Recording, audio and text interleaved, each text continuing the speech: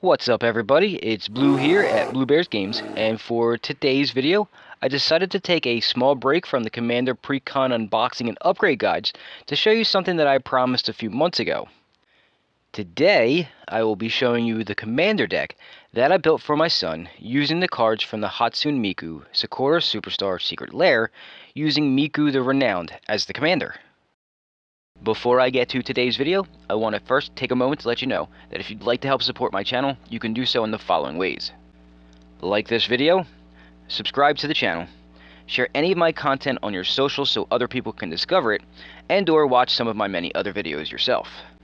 In addition to that, if you're interested in ways that you can help support my channel monetarily, please read the description of this video, and there you will find a myriad of options for what you can do to help me keep this channel going. Anything that you can do to help is greatly appreciated, and I thank you for it.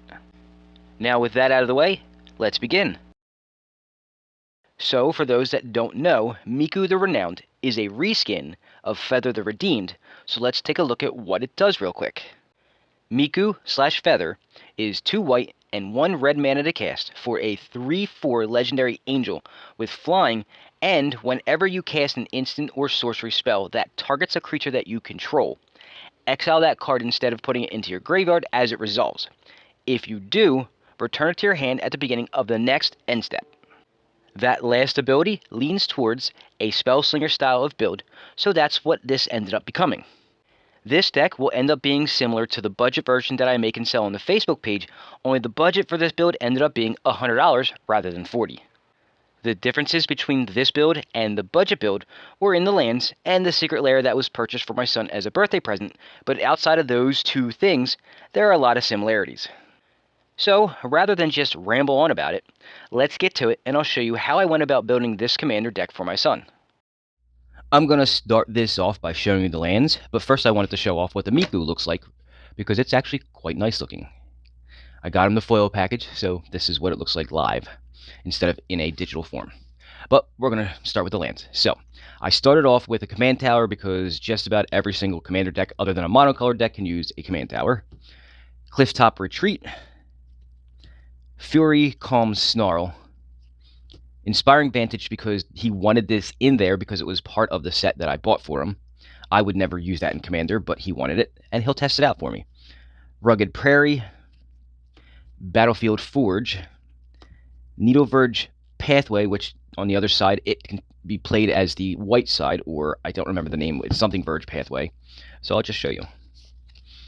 It's Pillar Verge Pathway, so you can play this for either side. Once it's played, it cannot be turned over unless it's returned to your hand and then played again. Just keep that in mind. Lorehold Campus, so the extra budget stuff that, because I wanted to keep it under a certain price tag. For the land section, I had a couple of them that were a little pricey, but not too pricey. But on the extra budget stuff, I didn't want just ones that come into play tapped and just tap to add one of each color. I wanted them to also do something on top of that. So like this one scries for you. This one has the actual basic land type, so if upgrades do happen to this deck, for instance, if we go and get some fetches for this deck, at least they have the types in them, so they can be fetched easier. And that's the same thing here with the Sacred Peaks. It has the basic land types in there. The Autonomous Furnace, or it's a sphere. It comes into play tapped and taps to add a red, but it can be sacrificed later to draw a card. I have the red one in here, and I'm going to show you the white one in just a second. Forgotten Lore, because for later in the game, if you draw this and you don't need a land, because this deck doesn't need a lot of land to work. Most of the spells will be 1, 2, and sometimes 3 mana to cast. But once you get to a certain point, you're not going to need the land anymore, so you can cycle it away, and this is the cheapest one to cycle. For the 5 that do this, they only cost the one of the color that they tap to add. So I'm going to have the other one of these in here as well. So this is the Fair Basilica. And again, this one comes into play taps to add the white, and then later can be sacked to draw a card. And then Secluded Step, which I was just talking about. It can be cycled away for the 1 white. Then I have Axeguard Armory in here. It comes into play tapped, unfortunately. It taps to add a white, or you can pay a white, 2 red, and 1, and then sacrifice it to go search your library for an aura and or an equipment card. Reveal them and put them into your hand and shuffle. So, for this one, you really want to go and get either the protection that I have put in here for the Miku card, or you want to go and get the most important card in the deck, which is the Sunforger.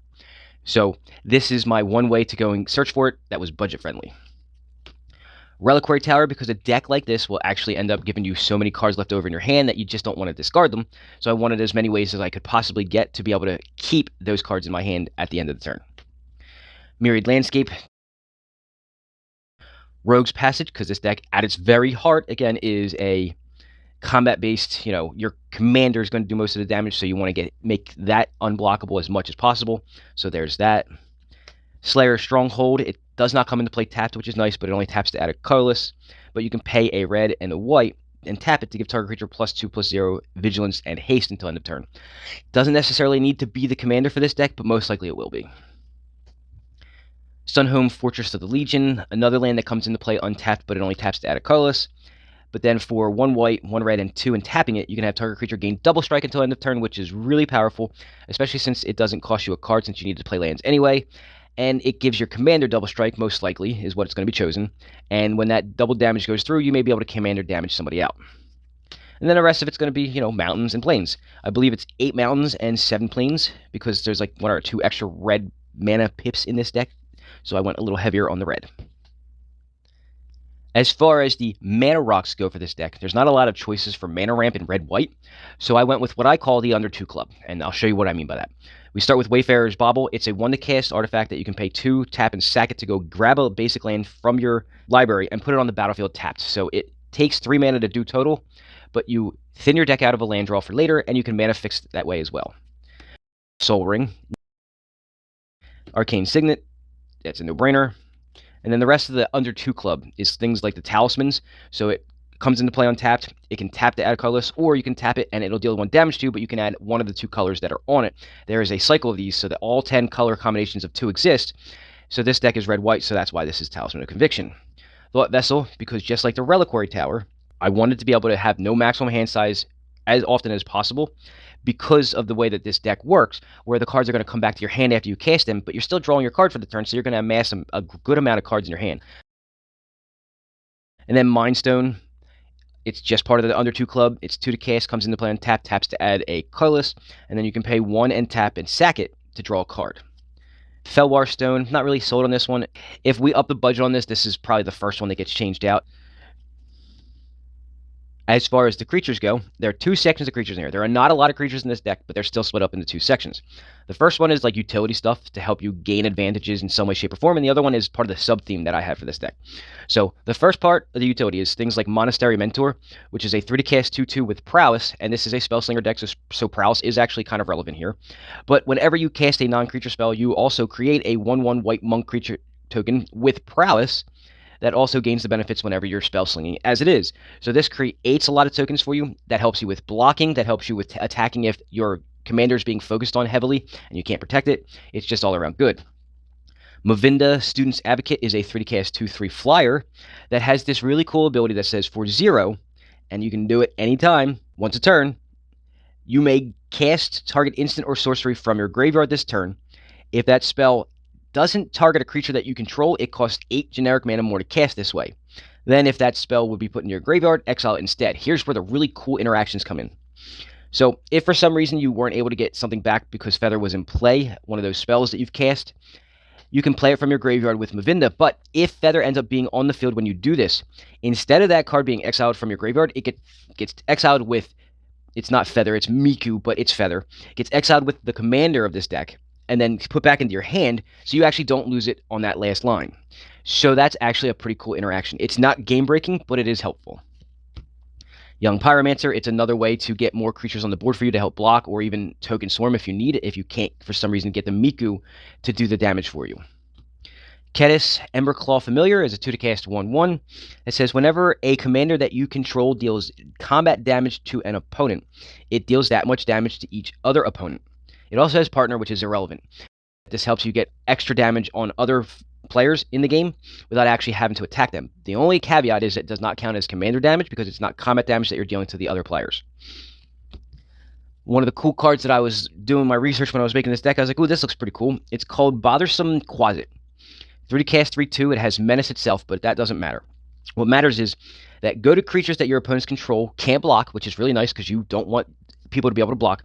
But it's the other thing that really makes this card fit really well in this deck. It says whenever you cast a non-creature spell Goad target creature an opponent controls. Goading does two things with this card out. Okay, it makes it so that they have to attack, but they can't attack you, so you can make your opponents do your work for you. But it also means that they can't block now, which means that you can freely attack them with either your Miku or with your little 1/1s. So it does double duty. It's an interesting card for this deck, and I can't wait to hear how it's worked. Stormkiln Artist is a 4-cast 2/2 that gets +1/+0 for each artifact you control, and this is not an artifact-heavy deck. However, it has Magecraft that says whenever you cast or copy an instant or sorcery spell, you create a treasure token. So it will get bigger and bigger, as long as you're not sacrificing the tokens. The treasure tokens are there for a couple of good reasons. So they're good ramp. So if you're casting spells, especially if they're 1 to cast, it's basically like casting them for free. There's also some implications here that I will talk about at the end of the video with Stormkiln Artist. And then Zada Hedron Grinder is a 4-cast 3/3 that says whenever you cast an instant or sorcery spell that targets only Zada, copy that spell for each other creature you control that spell could target. Each copy targets a different one of those creatures. So if I was to cast, say, and we're just going to say Giant Growth, it's actually not Giant Growth because this deck is not green, but if I was to Giant Growth Zada, and I had other creatures out, specifically the tokens that I was mentioning earlier with the Monastery Mentor and the Young Pyromancer, if I targeted Zada with it, every other creature that I control that I could target that with, I put a copy on the stack, not casting, of course, and then they all gain the Giant Growth effect, which is pretty cool because when you think about it, whenever you copy a spell, you also can create a treasure token. So these two together can create a ton of treasure tokens for you. It's always a nice little benefit. The second part of the creatures is going to be a specific theme here. If you, for some reason, can't seem to attack your opponent, I have another way around it. It's a very slow method of being able to defeat all of your opponents by whittling down their health totals, but at its heart, this is a Spellslinger deck. So why not use that to your advantage for other things, like Thermo Alchemist, which is a 2-cast 0/3. It has Defender, so it's a blocker only. But you can tap it to deal 1 damage to each opponent, and then whenever you cast an instant or sorcery, you untap it. And that's going to be the same thing for most of the stuff here. Not the untap part. The part where it says whenever you cast something, deal damage to each opponent. So like casting Flame Breather. Whenever you cast a non-creature spell, it deals 1 damage to each opponent. Same thing with Firebrand Archer. This one's a 2-cast 2/1 that says whenever you cast a non-creature spell, it deals 1 damage to each opponent. Do you see the theme here? Unruly Catapult is more like Thermo Alchemist. It's a 3-cast 0/4 with the Defender that taps that, do a damage, and then whenever you cast an instant or sorcery spell, you untap it, blah, blah, blah. But it's the same theory. Gutter Snipe is a little different because it does 2 damage to each opponent when you cast an instant or sorcery. And then, of course, you've got Lamb Holt Rocketeer. I think that's how it's said. I don't specifically know. It's kind of a weird word. It's a 4-cast 2/4 that has whenever you cast a non-creature spell, it deals 1 damage to each opponent, but it has the day-bound, night-bound cycle. So if for some reason it becomes night, instead now it becomes closer to what the Gutter Snipe does. That says whenever you cast a non-creature spell, it deals 2 damage to each opponent. So it's it could be either 1 or 2 damage, and together, if they're all on the board at the same time, every time you cast a spell, you're doing what? Let's see. Possibly 1, 2, 3, 4, 5, 6, 7 to 8 damage just for each time to each opponent. That's a lot of damage. The heart and soul of this deck is its instants and sorceries. They're all going to be roughly the same type of spell, which means that they're going to be a buff spell. But what I did here was I tried to make them not just buffs, but have them leave something behind every time you cast them, so when you get them back, you can keep doing so. And what I mean by that is they either help you draw cards, or put counters on things, or do something else. First one up is Defiant Strike. It gives the creature +1/+0 until end of turn, but it lets you draw a card. And this is the reason why I wanted to put as many things in here that make it so you have no maximum hand size, because a lot of these cards will help put cards in your hand, and then if Miku is out in play, you're going to get the card back, so you're going to actually have 2 cards for 1 that you're going to have in your hand, and your hand size is going to get a little ridiculous. Shelter was one of the cards that was in the secret lair that my son wanted, so of course it has to go in here. It fits the deck too, which is nice. It's 2 to cast, and gives target creature you control protection from the color of your choice until the end of turn, and then it lets you draw a card. Take Up the Shield is a 2 to cast instant that puts a +1/+1 counter on target creature, then it gives it lifelink and indestructible until end of turn. Next is Angelic Intervention. It is a 2 to cast instant that says target creature or planeswalker you control. There are no planeswalkers in here, so this will be target creature. Gains protection from colorless or from the color of your choice until end of turn. And if it's a creature, you put a +1/+1 counter on it. Vita Resistance, 2 to cast, put a +1/+1 counter on target creature, and it gains protection from the color of your choice until end of turn. See a theme here? Trying to keep it so that your commander does not have the ability to be taken off the board. Show of Confidence, 2 to cast. When you cast a spell, you copy it for each other instant and sorcery spell that you cast this turn, and you may choose new targets for the copies. This is a quasi-storm kind of card because it kind of reads like storm. You would obviously cast this as the last spell you're going to cast for the turn before you do any combat stuff, just so you can get the most maximum effect out of it. And for each copy, it puts a +1/+1 counter on target creature, and it gains Vigilance until end of turn. Guided Strike, 2 to cast. Target creature gets +1/+0 and gains first strike until end of turn, and it lets you draw a card. Auspicious Arrival, 2 to cast. Target creature gets +2/+2 until end of turn, and you investigate, which means you create a clue token, which can be sacrificed later to draw a card. This one is kind of like having a card draw in the bank. So you can do it later if you need the card. If you don't need it right away, I mean, most people would like to have a card right away, but if for some reason you don't have anything that can not give you maximum hand size out, you may want to bank it for later. That's the good thing about this one. Will of the All Hunter, target creature gets +2/+2 and then a turn. However, if it's blocking, you instead put 2 +1/+1 counters on it, and it cycles for 2. You are going to be blocking in a deck like this. People will be attacking you, so rather than just give a temporary buff, this actually gives a permanent buff to a blocking creature. Gallantry, it gives target blocking creature +4/+4 until end of turn, and you draw a card. For 2 mana, that's actually really good, especially since, again, you are going to be blocking at some point during a commander game, so why not be a surprise? +4/+4, and you draw a card for that blocker. Survive the Night, gives target creature +1/+0 and indestructible until end of turn, and then you investigate, which again banks a draw for later. Ancestral Anger, 1 to cast, it's a sorcery instead of an instant. It gives trample, buffs the power, and lets you draw a card for 1 mana, which is all really good combined. Balduvian Rage is 1 red and X. It gives target creature +X/+0 until end of turn, and then you draw a card at the beginning of the next upkeep. Seething Anger, this has some combo potential, and I'll explain that at the end of the video.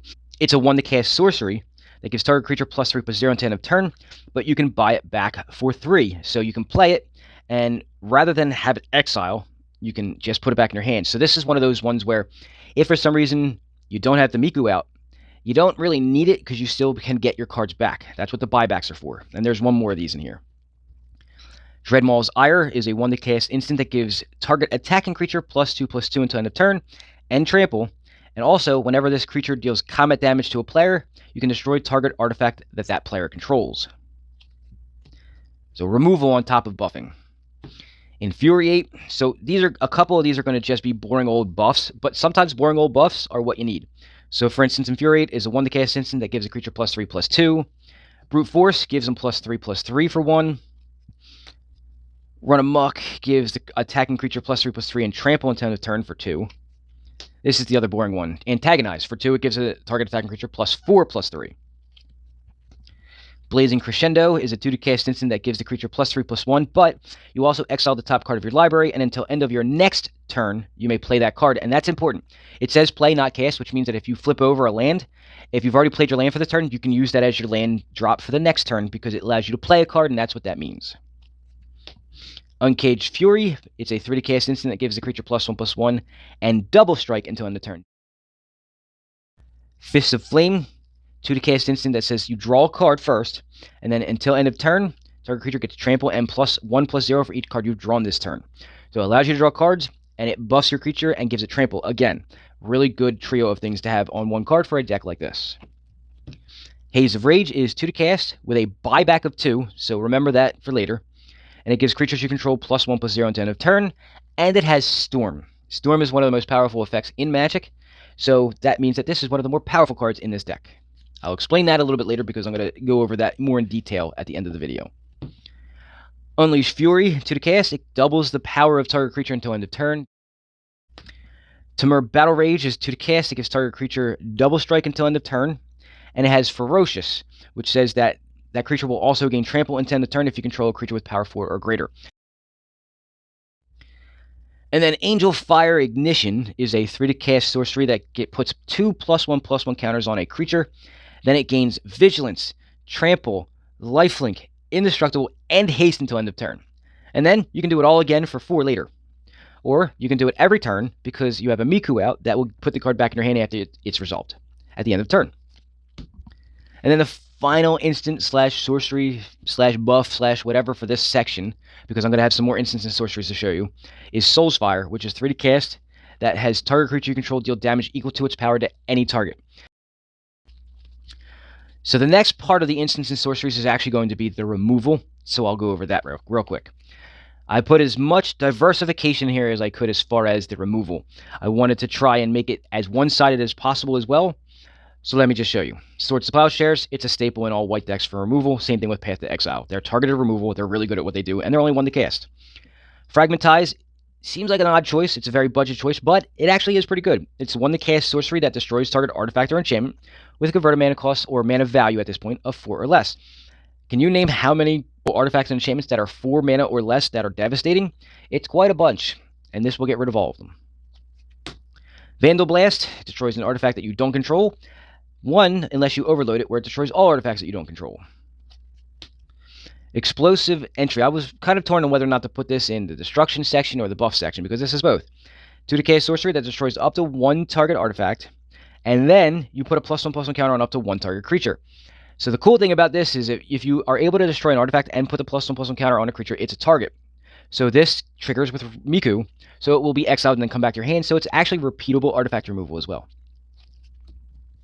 Wear and Tear, one of the better ones out there. It's actually either Wear, Tear, or Wear and Tear. So it fuses, so you can either pay 2 to destroy target artifact, 1 to destroy target enchantment, or 3 to destroy target artifact and target enchantment. That's how a fused double-sided card works.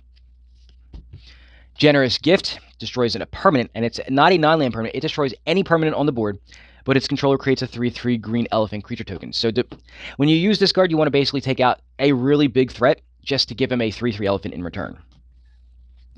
Make Your Move destroys target artifact, enchantment, or creature with power 4 or greater. This is available to you. Paraceline is 3 to cast sorcery that destroys all enchantments, and you gain a life for each enchantment destroyed this way. The amount of enchantments in this deck is not nil. There is 1 enchantment that I will show you later in the video, but losing that one is not going to be the end of the world for you. Slaughter the Strong, 3 to cast sorcery. It says each player chooses any number of creatures with a total power of 4 or less, and then sacrifices all other creatures they control. This is a great one for Eldrazi removal. And they are relevant and popular lately. Tragic Arrogance, 5 to cast sorcery. For each player, you, and that's the player who's casting it, get to choose from among the permanents that player controls 1 artifact, 1 creature, 1 enchantment, and 1 planeswalker, and then each player sacrifices anything not chosen. My son's going to be playing this, so he'll get to choose whatever he wants somebody to keep. 1 of each of these 4 different card types. They'll get to keep them, and they have to get rid of the rest. Sculpted Sunburst is a 5 to cast sorcery that you choose a creature that you control.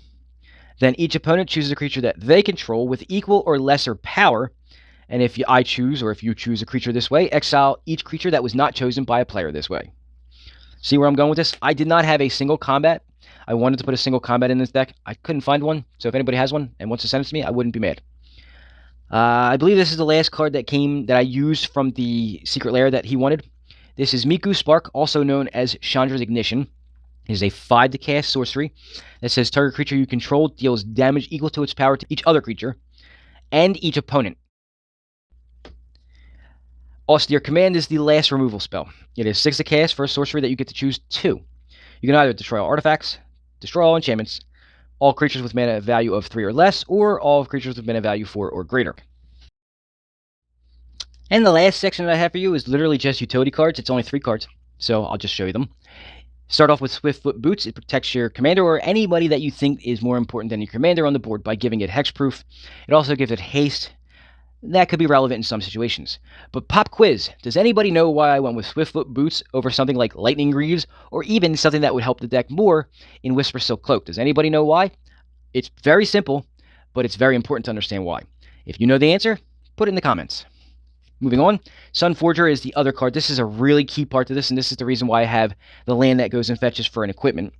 3 to cast, the equipped creature gets +4/+0, and it equips for 3.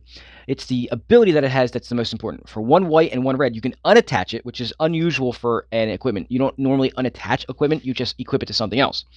But you can unattach it to search your library for a red or white instant card with a mana cost of 4 or less, and cast that card without paying its mana cost, and then shuffle your library. So you search for what you need, you get to cast it for free, and then if the Miku is out, you get it back. That's a win-win-win situation. This is probably the most important card in this deck, and you kind of want to try to keep it in play as much as possible. Last card of the deck is Fiery Inscription. It is a 3 to cast enchantment. It's the only enchantment in the deck. When it enters the battlefield, the ring tempts you, which I don't really care about. That's not why it's here. It's just an extra added bonus. I don't even think that it does anything for this deck at all. Whenever you cast an instant or sorcery, it deals 2 damage to each opponent.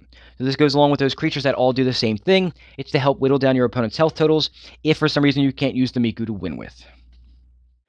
Now let's go back a step and talk about the cards that I mentioned to keep in mind earlier. The first one was Stormkiln Artist. This creature, when combined with different cards in the deck, can create infinite combos. The first card that it does this with is Haze of Rage, and the way it does this is explained in the link that just popped up at the top of your screen right now.